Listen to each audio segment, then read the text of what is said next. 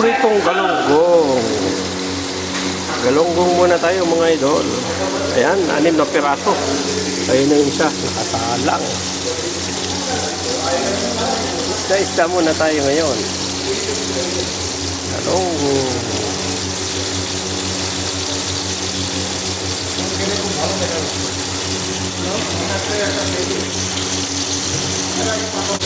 Ayan, binaliktad na natin yung galunggong.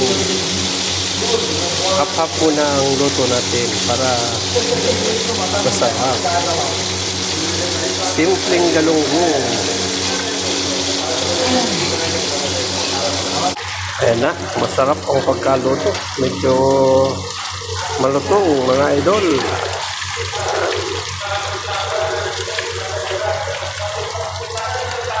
Okay.